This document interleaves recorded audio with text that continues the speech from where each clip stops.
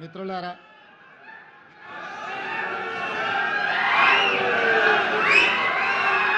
ఈరోజు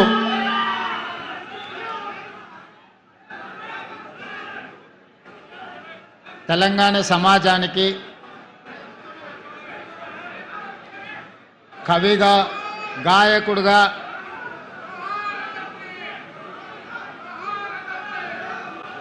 తెలంగాణ ఉద్యమకారుడుగా పరిచయం ఉన్న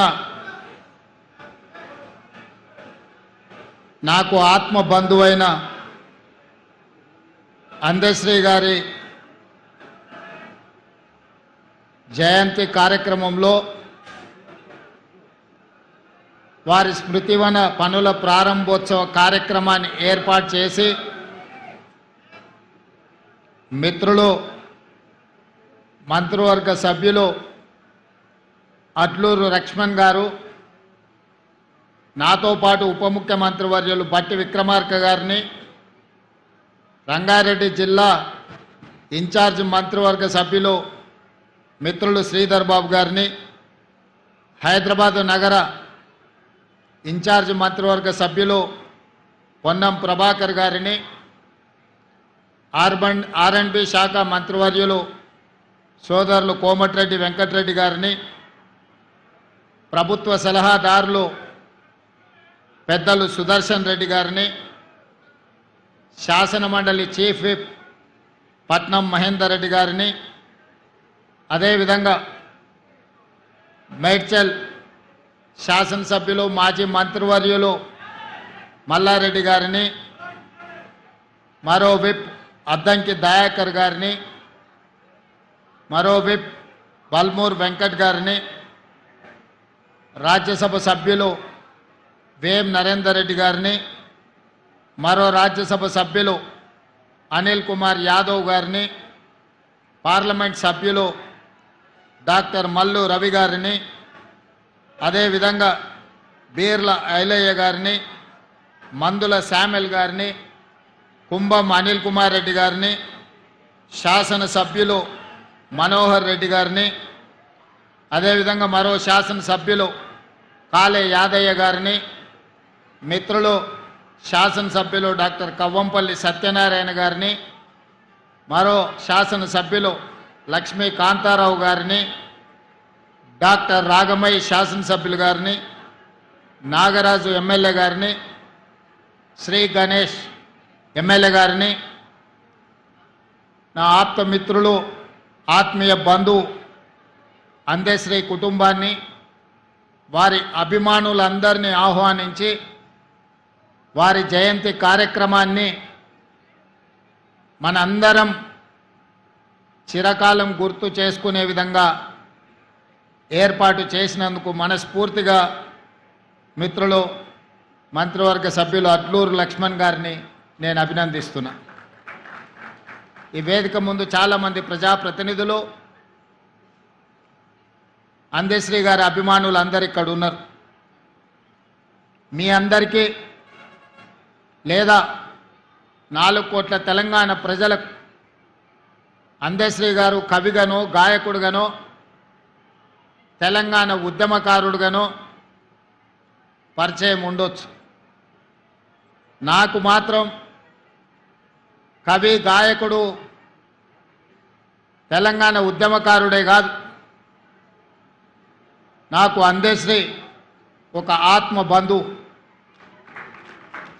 తెలంగాణ రాష్ట్రం ఏర్పడిన తర్వాత తెలంగాణ రాష్ట్రంలో జరుగుతున్న పరిణామాలు, ఆనాటి పాలకులు ప్రజల మీద ప్రదర్శిస్తున్న అహంకార పూరితమైన వ్యవహారం, మాలాంటి ప్రజాప్రతినిధుల మీద పెడుతున్న అక్రమ కేసులు, సంపత్ కుమార్, కోమటిరెడ్డి వెంకటరెడ్డి గారు లాంటి శాసనసభ్యులను శాసనసభ సభ్యత్వాన్ని రద్దు చేసి వారి కర్కశత్వాన్ని, వారి ప్రజాస్వామ్య వ్యతిరేక విధానాలను బలంగా ప్రజల మీద రుద్దాలని, ఈ ప్రజల మీద ఆధిపత్యం చెలాయించాలని శాశ్వతంగా 4 కోట్ల తెలంగాణ ప్రజలను కట్టు బానిసలుగా మార్చి వారు, వారి కుటుంబము, వారి కొడుకులు, వాళ్ళ మనమన్లు ఈ రాజ్యాన్ని ఏలాలని ప్రయత్నం చేస్తున్నప్పుడు ఎప్పుడైనా ఏదైనా నిరాశ నిస్పృహలకు లోనైనప్పుడు అందశ్రీ గారు స్ఫూర్తిగా నిలబడేవాళ్ళు. వారు రచించిన జయ జయ హే తెలంగాణనే కాదు, మాయమైపోతున్నాడమ్మ మనిషి అన్నవాడనే పాటనే కాదు, ఎన్నో పాటలు. అవి పాటలు కాదు, అవి తూటాలై ప్రజా వ్యతిరేక పాలకుల గడీలను కుప్పగూల్చే మర పిరంగులై తెలంగాణ రాష్ట్రంలో పేలిని. ఆ స్ఫూర్తే ఎన్ని కేసులు పెట్టినా, ఎన్నిసార్లు జైలుకు పంపించినా, లొంగ తీసుకోవాలని వాళ్ళు ప్రయత్నం చేసినప్పుడల్లా ఒక ధైర్యం, గుండె ధైర్యాన్ని నింపుకోవడానికి అందశ్రీ గారి గానాన్ని, వారి గలాన్ని వినేవాడిని. వారి గానంలో ఉన్న గొప్పతనం, వారి గలంలో ఉన్న స్ఫూర్తి ఈనాడు నేను తెలంగాణ రాష్ట్ర ముఖ్యమంత్రిగా బాధ్యతలు నిర్వహిస్తున్నా అంటే ఆ స్ఫూర్తి నాలో రగల్చిన మాట నిజమని నేను ఈ సందర్భంగా చెప్పదలుచుకున్నాను. మిత్రులారా, ఆనాడు తాపీ మేస్త్రిగా ఉన్న అందశ్రీ గారు ఇటుకపై ఇటుక పేర్చి ఇల్లు కడితే ఎలా ఉంటుందో నైపుణ్యం ఉన్న తాపీ మేస్త్రి పదాలపై పదాలను పేర్చి జయ జయ హే తెలంగాణ అనే గానాన్ని తెలంగాణ ప్రజల గుండెల్లో వారు రగల్చిన ఉద్యమ స్ఫూర్తి తండాలలో, గూడాలలో, మార్మూల పల్లెల్లో దళితులు, గిరిజనులు, ఆదివాసులనే కాదు, తెలంగాణ గడ్డ మీద పుట్టిన ప్రతి బిడ్డను చైతన్యం చేసి కోట్లాది మందిని తెలంగాణ ఉద్యమ బాట నడిపించిన స్ఫూర్తి ప్రదాత అందశ్రీ అని నేను ఈరోజు చెప్పదలుచుకున్నాను. వారి స్ఫూర్తి ప్రజాప్రతినిధులు, పార్టీలు వైఫల్యం చెందినప్పుడు ఉస్మానియా, కాకతీయ యూనివర్సిటీల లక్షలాది మంది విద్యార్థులను ఉద్యమకారులుగా మార్చి వారి పాటనే ఈరోజు మన గుండెల్లో ఒక చైతన్యాన్ని నింపింది. అలాంటి అందశ్రీ వారు రచించిన జయ జయ హే తెలంగాణ రాష్ట్ర గీతంగా మారి ప్రతినిత్యం మన ఇళ్లల్లో, మన బడుల్లో, మన గుడుల్లో మోగుద్ది అని 4 కోట్ల తెలంగాణ ప్రజలు ఆనాడు భావించారు. కానీ కర్కశకులైన పాలకులు త్వర అహంకారంతో పరిపాలనను అందించే వాళ్ళు అందశ్రీ మాటను, పాటను, గలాన్ని నిర్బంధించాలి, నిర్మూలించాలి అని కుట్రపూరితంగా 10 సంవత్సరాలు ఆ పదాన్నే వినిపించనీయకుండా అందశ్రీ మీద కక్షతోని ప్రజలై పాడుకున్న జయ జయ హే తెలంగాణను కప్పిపుచ్చే ప్రయత్నం చేసిరు. ఒకనాడు ఒక కవి చెప్పిండు, పెన్నుల మీద మన్ను గప్పుతే అవి గన్నులై మొలకెత్తుతాయి. నిర్బంధించాలనుకున్న దొరలు ఆ నిర్బంధం నుంచి తెంచుకున్న సంకళ్ళు ఈనాడు తెలంగాణ రాష్ట్ర గీతంగా ప్రతి బడిలో, ప్రతి గుడిలో, ప్రతి ప్రభుత్వ కార్యాలయంలో ఈరోజు మనం మాట్లాడుకునే పరిస్థితి వచ్చిందంటే తాత్కాలికంగా వాళ్ళు అనుకొని ఉండొచ్చు, సంతోషపడి ఉండొచ్చు, లేకపోతే పైశాచిక ఆనందాన్ని పొంది ఉండొచ్చు. అన్నిటికీ మేమే కారణం, అన్నీ మాకే కావాలి అని కోరుకొని ఉండొచ్చు. కానీ పాటతో పెట్టుకున్నాడు అందశ్రీ, గద్దరన్న లాంటి యుద్ధ నౌకలతో పెట్టుకున్నాడు కాల గర్భంలో కలిసిపోతాడని ఆనాడే చెప్పినాం. ఆత్మ గౌరవం కలిగిన అందశ్రీ ఏనాడు ఆ గడప దొక్కే ప్రయత్నం చెయ్యలే. ఏదో ఒక రకంగా రప్పించుకోవాలని అందశ్రీ గారి దగ్గరికి దూతలను పంపిస్తే కూడా వాని బతుకు జడ, వాని మొహం చూడనని చెప్పిన గొప్ప, కుటుంబాన్ని నడపడానికి కష్టమైన రోజుల్లో కూడా ఓ పూట తిని తినకపోయినా అర్ధాకలితో కుటుంబాన్ని నడిపించుకున్నాడు తప్ప దొరల గడీల ముందు నేను మొకరిల్లను అని నిటారుగా నిలబడి చెప్పిన బిడ్డ అందశ్రీ అని చెప్పి నేను ఈ సందర్భంగా గుర్తు చేస్తున్నా. నేను వాడింది 4 కోట్ల తెలంగాణ ప్రజల కోసంగా తప్ప ఈ గడీలలో ప్రజల్ని నిర్బంధించాలనుకునే వాళ్ళ కోసం నేను పాట రాయను, పాట పాడను. అలాంటి వాళ్లకు చరిత్ర ఖచ్చితంగా గుణపాఠం చెప్పుతుంది అని చెప్పి అందశ్రీ గారు ఎన్నోసార్లు నాతో మాట్లాడడం జరిగింది.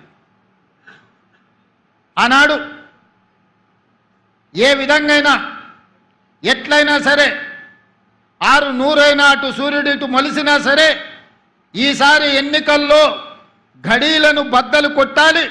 ఆ గడీలను బద్దలు కొట్టాలంటే తెలంగాణ సమాజంలో ఉన్న యువకులు పిరంగులై పేలాలి అని ఆలోచనతోని నేను అందశ్రీ గారిని కలవాలనుకున్నా. అందరు రాజకీయ నాయకుల్లాగానే మాట మాట్లాడితే మాట తర్వాత మర్చిపోతారన్న అనుమానంతో అందశ్రీ గారు నన్ను బహిరంగంగా కలవడానికి కూడా ఒకసారి ఇష్టపడలే. నేను చెప్పిన ఒకసారి కలవడం వల్ల మీ అనుమానాలైనా తొలగిపోవచ్చు, నా అవగాహన అయినా పెరగవచ్చు. కలవడం ద్వారా తెలంగాణ సమాజానికి మేలే జరుగుతుంది తప్ప ఎవరికి అన్యాయం జరగదని నమ్మకం, విశ్వాసం, భరోసా అందశ్రీ గారికి కల్పిస్తే ఒక మిత్రుడి ఇంటిలో అందశ్రీ గారు కలిసిండ్రు. 10 నిమిషాలు ఉంటా, అంతకు మించి నేను ఉండను అని ఆనాడు అందశ్రీ గారు అన్నారు. 5 నిమిషాలకు అయినా మనం కలుద్దాం. ఈనాడు మనందరం ఏకలు కావాల్సిన అవసరం ఉన్నది. ఎంత పెద్ద సర్పానైనా చీమల దండు దండించగలుగుద్ది, మనందరం కూడా దండు కట్టాల్సిన అవసరం ఉందని ఆనాడు అందశ్రీ గారితో మాట్లాడిన సందర్భంగా నేను వారికి విజ్ఞప్తి చేసి, నా జీవితంలో జరిగిన అనేక సంఘటనలు ఆయన నిశితంగా నిశ్శబ్దంగా గమనిస్తూనే ఉన్నాడు. ఆ రోజు వారు నాతో అన్నాడు. తర్వాత నా కుటుంబాన్ని కలవనికి వచ్చినప్పుడు నా కుటుంబ సభ్యులతో తన ఆవేదనను వెలిబుచ్చిండు. బిడ్డ, నేను చూస్తూనే ఉన్నా నిశ్శబ్దంగా, రాడా ఎవడన్నా ఈ దుర్మార్గుణ్ణి నేల కూల్చడానికి అని ఆ రోజు నేను అనుకున్నా. ఈరోజు నా రేవంతుడు నాకు ఆ నమ్మకం కలిగించిన, అందుకే నీ ఇంటి గడప తొక్కినా అని నా ఇంటికి వచ్చినప్పుడు నా కుటుంబ సభ్యులతోని అందశ్రీ అన్న మాటలు, ఆ మాటతో అందశ్రీ కవి, గాయకుడు, తెలంగాణ ఉద్యమకారుడు నాకు ఆత్మ బంధువుగా మారిండు. నా కుటుంబంలో పెద్దన్నగా నేను అందశ్రీ గారిని ఆమోదించిన. మేము 7 మంది అన్నదమ్ముళ్ళం, నేను 4వ వాడిని. మా పెద్దన్ననే నాకు స్ఫూర్తి. ఈరోజు ఈ స్థాయికి రావాలని, ఒక స్థాయిలో ఉండాలని ఎన్నో కలలు మా అన్న నాడు అన్నాడు. నేను ఎదుగుతున్న క్రమంలో మా అన్నను కోల్పోయినా. ఆ తర్వాత నాకు కనిపించిన పెద్దన్న అందశ్రీ అని చెప్పి నేను ఈ సందర్భంగా చెప్పదలుచుకున్నా. అలాంటి అందశ్రీని, తెలంగాణ ప్రజలకు స్ఫూర్తినిచ్చిన అందశ్రీని ఆనాటి ప్రభుత్వం ఎంత నిర్లక్ష్యం చేసిందో మనం చూసినాం. గద్దరన్న గురించి నేను చెప్పాల్సిన అవసరమే లేదు. గద్దరన్న వెళ్తే ప్రజాభవన్ ఆనాడు దొరల గడీల గేటు ముందల ఎర్రటెండలో గంటల కొద్ది కూర్చోబెట్టినప్పుడు తెలంగాణ ప్రజల యొక్క గుండె తరుక్కుపోయింది. ఇంత దుర్మార్గం, ఇంత కర్కశత్వం, పరాయివాడి పాలనలో కూడా ఇంత అవమానం జరగలేదు. గద్దరన్నను ఎర్రటెండకు కూర్చోబెట్టిన వాడిని శాశ్వతంగా ఫామ్ హౌస్లో బంధించాలని ఆనాడే ప్రజలు నిర్ణయించారు. ఏ రోజైతే అందశ్రీ గలాన్ని నిర్బంధించాలనుకున్నాడో, ఏ రోజైతే గద్దరన్నను అవమానించిండో ఆనాడే తెలంగాణ 4 కోట్ల ప్రజలు నిర్ణయించుకున్నారు. ఇక సమయం ఆసన్నమైంది, గడీలను బద్దలు కొట్టాల్సిందే అని నిర్ణయించుకొని లక్షలాది మంది రోడ్ల మీదకి వచ్చి ఈనాడు ఆ దొరల గడీలను బద్దలు కొట్టి ప్రజాపాలనను తీసుకొచ్చి ఇక్కడ కూర్చోబెట్టారు. ఆ ప్రజాపాలనని డిసెంబర్ 7, 2023 నాడు బాధ్యత తీసుకుంటే జూన్ 2, 2024 నాడు రాష్ట్ర అవతరణ దినోత్సవం రోజు తెలంగాణ జాతికి జయ జయ హే గలాన్ని అంకితం చేసినప్పుడు అందశ్రీ గారి భావోద్వేగం పరేడ్ గ్రౌండ్లో వారి కళ్ళల్లోనే చూడాలి. నేను చెబితే మాటలు సరిపోవు. వారి భావోద్వేగం నిజంగా ఆనాడు అందశ్రీ గారి భావోద్వేగం ఇంకో తరాన్ని, ఇంకో రాష్ట్రాన్ని సాధించడంత స్ఫూర్తినిచ్చే గొప్ప భావోద్వేగం. అందుకే మిత్రులారా, ఈనాడు ఈ ప్రభుత్వం ఒక అందశ్రీని, ఒక గద్దరన్నను శ్రీమతి సోనియా గాంధీ గారి స్ఫూర్తితోటి ఈ ప్రభుత్వాన్ని మేము నడిపిస్తున్నాం. ఈనాడు నా సహచర మంత్రివర్గ సభ్యులు ఎన్నికల సమయంలో ఇచ్చిన హామీలను, ప్రజల అవసరాలను, ఆర్థిక ఇబ్బందులున్నా ఒకటొకటిగా పరిష్కరించుకుంటూ కుటుంబాన్ని చక్కదిద్దే ప్రయత్నం చేస్తున్నారు. రోజుకు 16-18 గంటలు ఈరోజు సహచర మంత్రివర్గ సభ్యులు ఈరోజు ప్రజలకు అందుబాటులో ఉండి పనులు చేస్తున్నారు. ఇవాళ మేకతోలు కప్పుకున్న తొడేలు ఈరోజు బయటికి వచ్చింది. మేకతోలు కప్పుకున్న తొడేలు ఈనాడు మాట్లాడుతుంది. కేసీఆర్ గారు నోటిఫికేషన్లు ఇస్తే రేవంత్ రెడ్డి ఉద్యోగాలు ఇచ్చిండని. నేను అడగదలుచుకున్న ఈ తొడేళ్ల గుంపును, ఆనాడు నీ చెల్లిని నిజామాబాద్ పార్లమెంటు ఎన్నికల్లో బండకేసి కొడితే 6 నెలలు తిరగకుందే శాసన మండలికి ఉద్యోగాన్ని ఇచ్చి పంపించింది కదా. నీ బంధువు వినోద్ కుమార్ని పార్లమెంటులో గోతి తీసి పాతి పెడితే కరీంనగర్ ప్రజలు ప్లానింగ్ కమిషన్ వైస్ చైర్మన్గా 3 నెలల్లోనే ఉద్యోగం ఇచ్చిండ్రు కదా. మీ బంధువులైన హరీష్ రావు గారికో, కేటీఆర్కో, లేకపోతే దయాకర్ రావుకో ఇలా చెప్పుకుంటూ వెళ్తే 100 మంది నీ బంధువులకు ఒక్కరోజు ఖాళీ ఉండకుండా ఉద్యోగాలు, మంత్రి పదవులు ఇచ్చినావు కదా. నువ్వు పదవులు అనుభవించినావు కదా. 1 గంట కూడా ఆలస్యం చేయకుండా నీ కోసం, నీ కుటుంబం కోసం, నీ బంధువుల కోసం పడ్డ తాపత్రయంలో తెలంగాణ ఉద్యమమే ఉద్యోగాల జాతర. ఆ ఉద్యోగాల గురించి ఒక్కరోజైనా ఆలోచన చేసినవా? టీచర్ల నియామకాలు చేపట్టినవా? పోలీసు నియామకాలు చేపట్టినవా? డాక్టర్లు, నర్సుల నియామకాలు చేపట్టినవా? లేకపోతే ఇంజనీర్ల నియామకాలు చేపట్టినవా? గ్రూప్ 4, గ్రూప్ 3, గ్రూప్ 2, గ్రూప్ 1 పరీక్షలు ఏవైనా నిర్వహించి నువ్వు ఉద్యోగ నియామకాలు చేపట్టినవా? మేము నోటిఫికేషన్లు ఇచ్చినాం, రేవంత్ రెడ్డి నియామకాలు చేపట్టినన్ని నిస్సిగ్గుగా నడి బజార్లో నిలబడి మాట్లాడుతున్నావు కదా. ఈరోజు ఒక్క మాట నేను అడగదలుచుకున్నా. నోటిఫికేషన్లు ఇచ్చి ప్రశ్న పత్రాలను జిరాక్స్ సెంటర్లో పల్లి బఠానీలుగా అమ్ముకుని వందలాది కోట్ల రూపాయలు సంపాదించుకున్నావు తప్ప ఆ పరీక్షలను పూర్తి చేసి పిల్లలకు ఉద్యోగ నియామక పత్రాలు ఇవ్వాలన్న ఆలోచన ఏనాడైనా నీ కుటుంబానికి వచ్చిందా?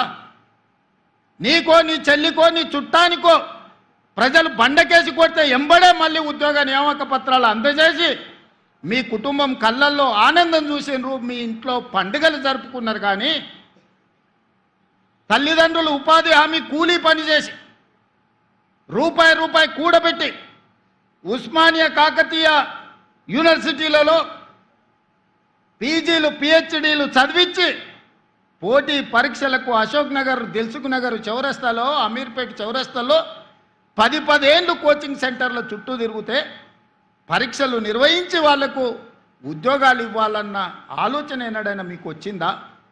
వాళ్ళ పట్ల ఎప్పుడైనా మానవీయ కోణంలో మీరు ఆలోచన చేశారుగా? మీరు ఎప్పుడైనా వాళ్ళ పట్ల మనుషులుగా ప్రవర్తించిందా అని నేను ఈరోజు అడుగుతున్నా. 2011 ఉమ్మడి రాష్ట్రంలో గ్రూప్ 1 పరీక్షలు నిర్వహిస్తే 2026లో నేనొచ్చి, మా మిత్రుడు బట్టి విక్రమార్క గారు వచ్చి 2024లో నోటిఫికేషన్ ఇచ్చి వాళ్ళ నియామకాలు చేపట్టే వరకు 16 సంవత్సరాలు ఆ పిల్లలు గ్రూప్ 1 ఉద్యోగాలు రాకపోతే ఏమైపోతారని నేను ఈరోజు అడగదలుచుకున్నా.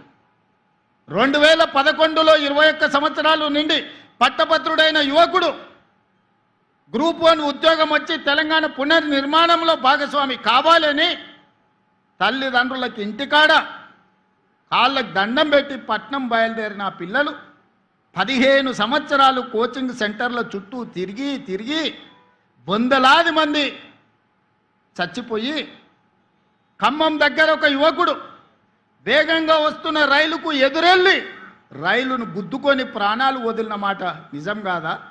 ఉస్మానియా యూనివర్సిటీలో మురళీ ముదిరాజ్ అని మెదక్ జిల్లాకు సంబంధించిన యువకుడు ఉరేసుకొని చనిపోయిన మాట నిజం కాదా?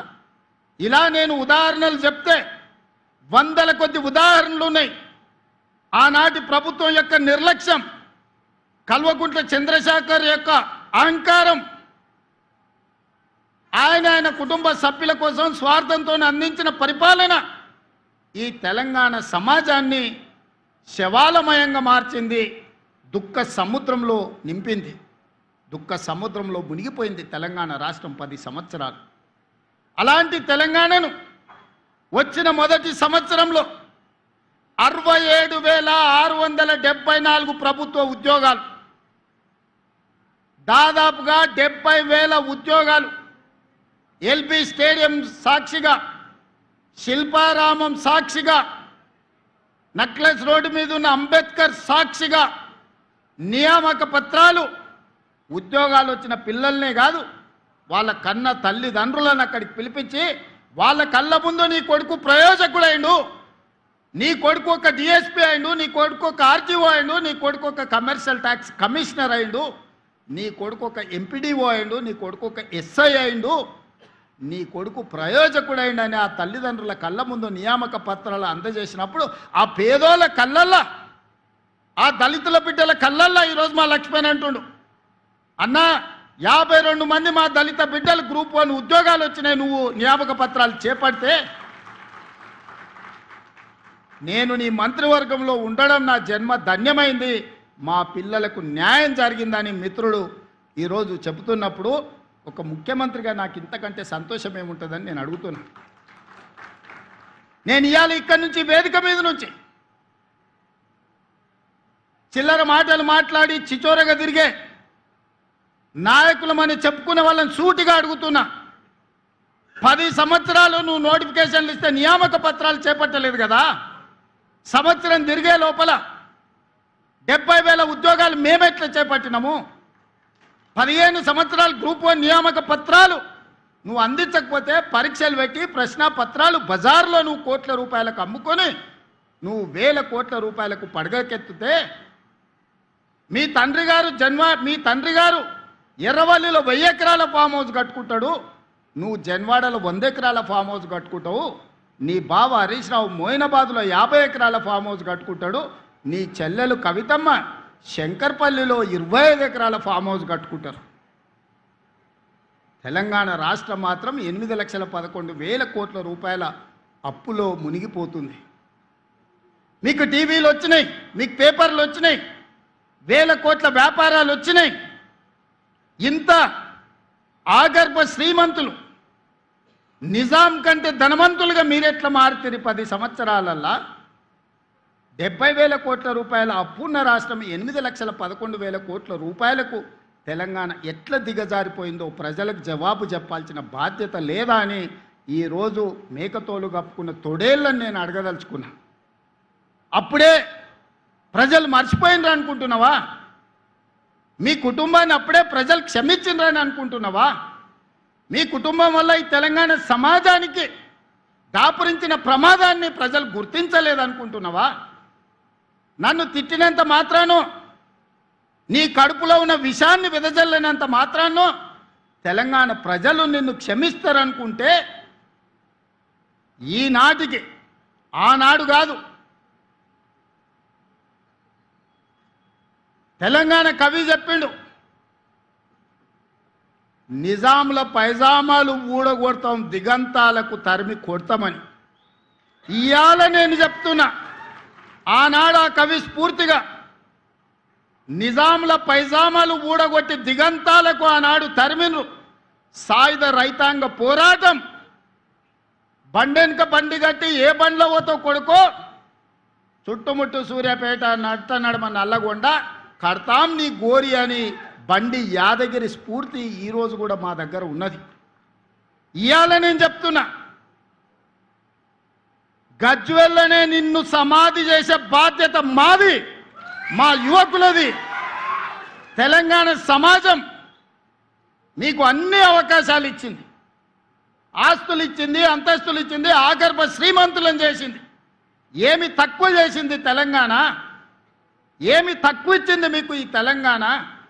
మరి తిరిగి తెలంగాణ 4 కోట్ల ప్రజలకు మీరు మీ కుటుంబంలో నలుగురు ఏమిచ్చిందని ఈరోజు తెలంగాణ సమాజం మిమ్మల్ని అడుగుతుంది. ఏం అన్యాయం చేసింది మీకు? చెప్పులు లేకుంటే తిరిగేటోళ్లకు, గంజి గతి లేని వాళ్ళకి ఇలా బెంచ్ కార్లకు వచ్చినాయి కదా. అమెరికాలో బాత్రూమ్లు కడుక్కునేటోడు ఈరోజు తెలంగాణ రాష్ట్రానికి మంత్రి అయింది కదా. దుబాయ్ పాస్పోర్ట్ బోకరు తెలంగాణ రాష్ట్రానికి ముఖ్యమంత్రి అయింది కదా. ఏం తక్కువ చేసిందని నేను అడుగుతున్నా తెలంగాణ మీకు. ఎన్నడైనా ఏ దుబాయ్కి పంపించే పాస్పోర్ట్ బ్రోకర్ కేంద్ర మంత్రిగా తెలంగాణ రాష్ట్రానికి ముఖ్యమంత్రి అవుతాడని కలలు కన్నాడా? అలాంటి దుబాయ్ పాస్పోర్ట్ బ్రోకర్ని ఇవాళ తెలంగాణ రాష్ట్రానికి ముఖ్యమంత్రిగా తెలంగాణ ప్రజలు చేశారు. అమెరికాలో బాత్రూంలు కడుక్కునే నిన్ను ఐటీ ఇండస్ట్రీస్ మినిస్టర్గా 10 సంవత్సరాలు ప్రజలు భరించారు.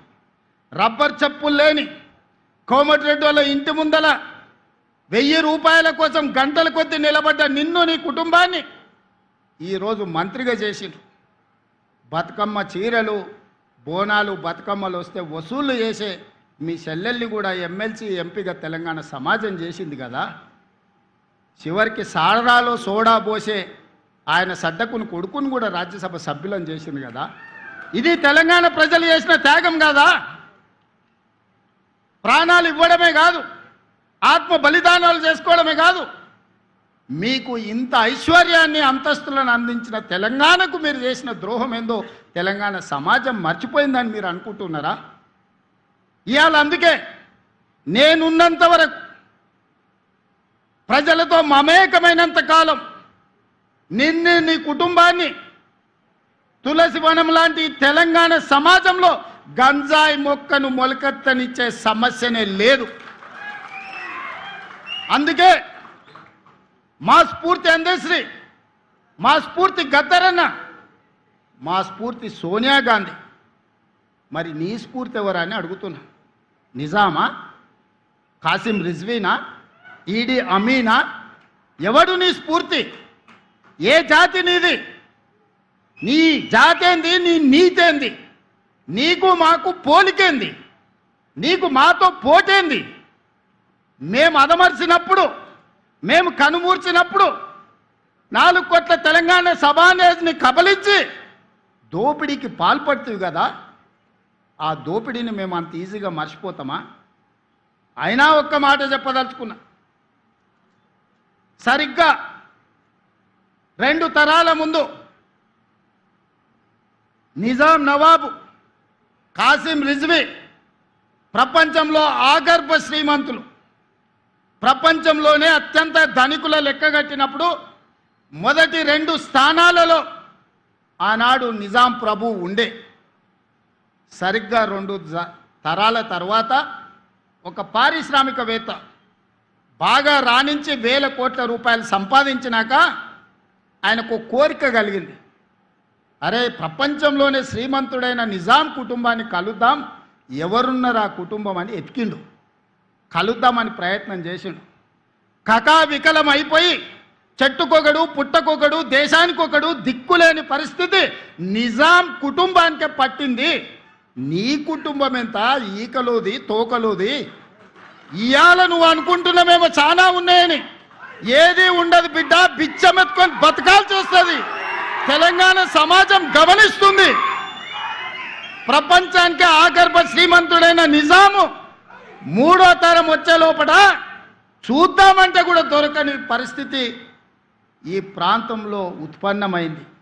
నువ్వెంత? నీ బిషాత్ ఎంత? నీ జాతి ఎంత? నీ జాతి ఈ ప్రజా పరిపాలన మీద శాపనార్థాలు పెడుతుందా? చర్చకు రమ్మంటే చేత కాదు, అసెంబ్లీకి రమ్మంటే ఇంట్లో వండుకుంటాం. ఇంట్లో వండుకొని వెనకంగా కుట్రలు, కుతంత్రాలు. తెలంగాణ సమాజం ఎడ్డిదో గుడ్డిదో కాదు. తెలంగాణ సమాజం చైతన్యవంతమైంది. అదే సమయంలో తెలంగాణ సమాజం సంయమనంతో వ్యవహరిస్తుంది. 220 సంవత్సరాలు పరిపాలించిన నిజామును కూడా సాయుధ రైతాంగ పోరాటం ద్వారా మట్టి గరిపించి ఈ నేలలోనే కలిపేసి తెలంగాణ చైతన్యాన్ని ప్రదర్శించింది. నువ్వెంత? నువ్వు 10 ఏళ్ళు ముఖ్యమంత్రిగా ఉంటే నిజాం కంటే గొప్పని అయిపోయినాయని విర్రవీగితే ఈ తెలంగాణ సమాజం ఊరుకుంటుందా? ఈ తెలంగాణ సమాజం నిన్ను క్షమిస్తుందని నువ్వు అనుకుంటున్నావా? అందుకే మిత్రులారా, ఈనాడు అందశ్రీ అనేవాడు ఆధిపత్యం తెలంగాణ మీద ప్రదర్శించాలనుకున్నప్పుడు, ఈ తెలంగాణని ఆక్రమించుకొని ఈ తెలంగాణను దోసుకోవాలనుకున్నప్పుడు ఏ తరమైన అందశ్రీ మళ్ళీ పుడతాడు. ఆ అందశ్రీ స్ఫూర్తి మన గుండెల్లో ఉంటుంది. ఎవడు ఈ తెలంగాణను చెరబట్టలేడు. ఎవడు శాశ్వతంగా ఈ తెలంగాణను దోచుకున్నని వికటట్టహాసం చెయ్యలేడు. అప్పుడు అందశ్రీ తప్పకుండా వస్తాడు, పాటై వస్తాడు, తెలంగాణ సమాజాన్ని చైతన్యం చేస్తాడు. ఒక స్ఫూర్తి ప్రదాతగా అందశ్రీ ఉంటాడు. అందశ్రీ స్ఫూర్తి మా ప్రభుత్వానికి, మా పాలనకు శ్రీరామ రక్ష.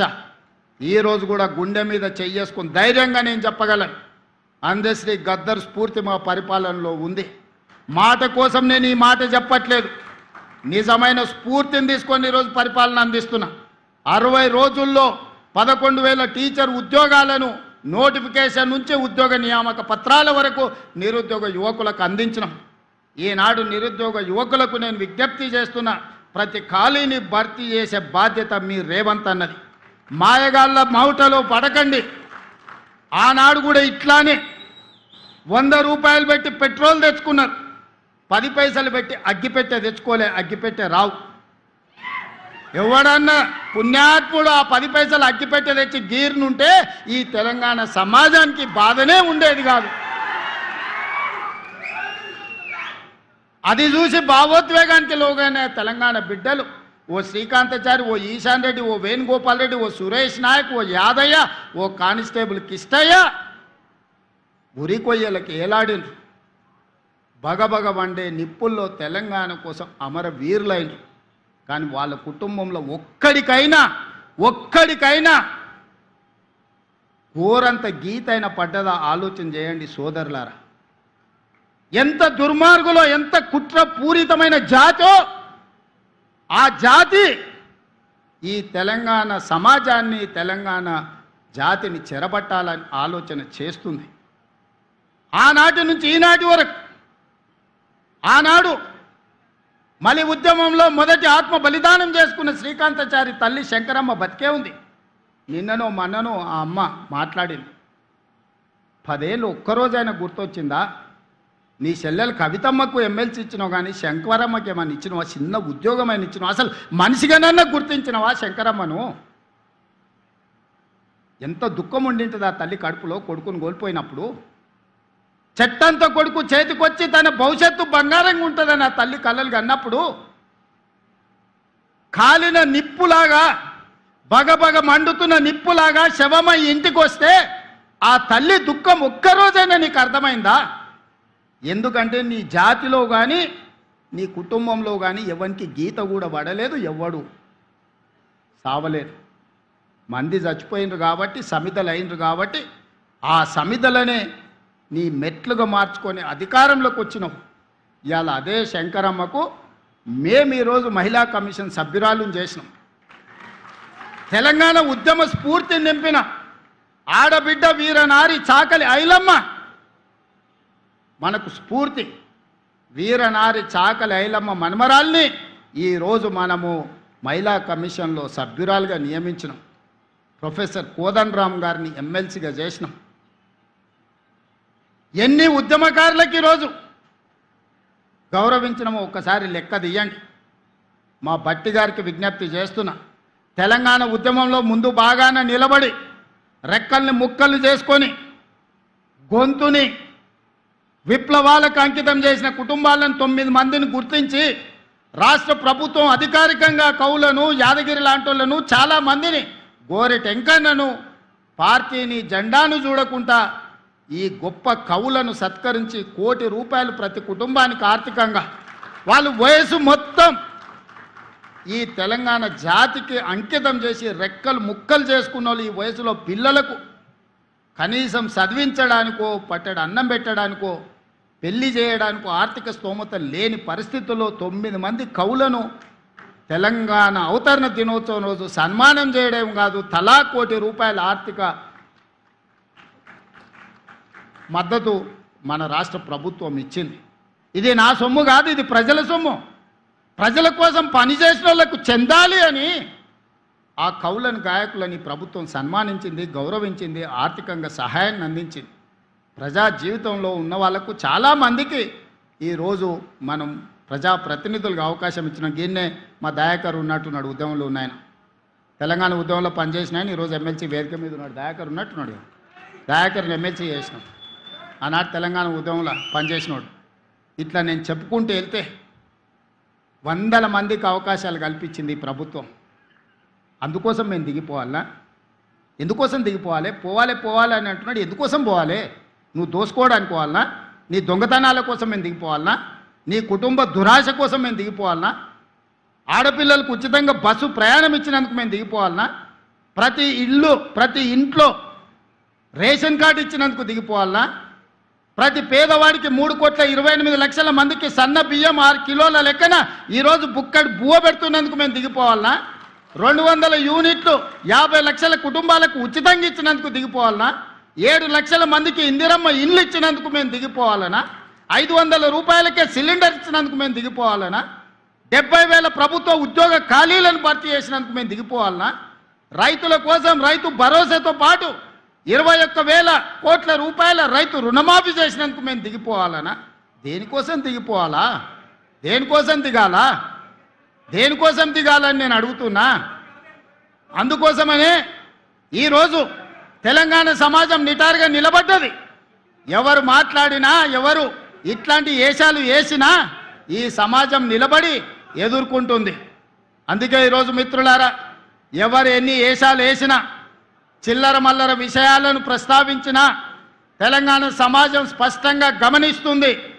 తెలంగాణ సమాజం నిర్ణయం తీసుకోవాల్సినప్పుడు నిర్ణయం తీసుకుంటుంది.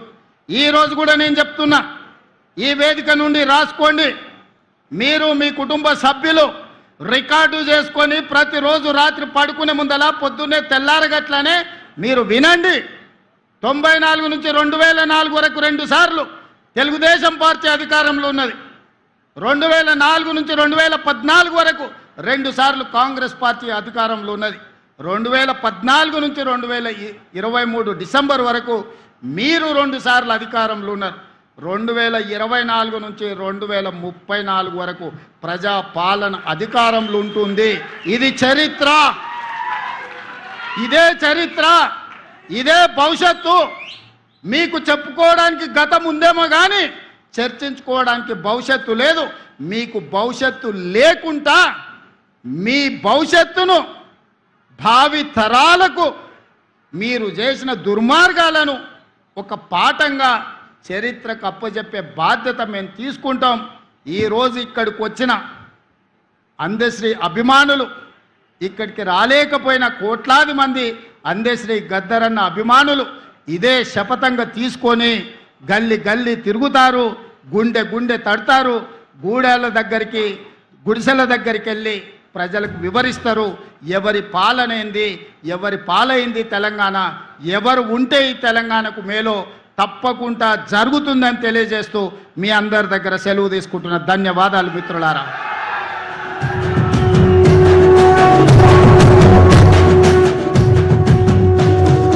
మూడు రంగుల జెండా పట్టి సింగమోలే కదిలినాడు ఒక్కరో కాంగ్రెస్ సూర్యుడు మన రేవంత్ అన్న నిగ్గదీసి అడిగే మునగాడు.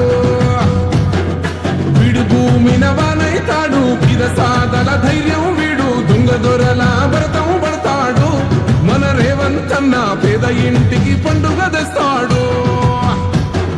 సోనియమ్మ దివెనతోని రాహులన్న సైనికుడయ్యి రత్త కొడుకై యుద్ధం చెయ్య సిద్ధమాయే రేవంత్ అన్న. మూడు రంగుల జెండా పట్టి సింగమోలే కదిలినాడు ఒక్కరో కాంగ్రెస్ సూర్యుడు మన రేవంత్ అన్న నిగ్గదీసి అడిగే మునగాడు.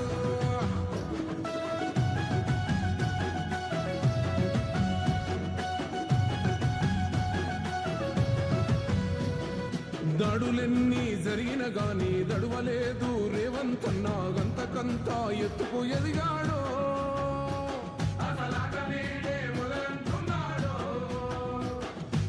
ఒకనాడు పోలేదు ఒక్కడయ్యి కొట్లాడాడు అందుకే పెద్ద నాయకుడయ్యాడు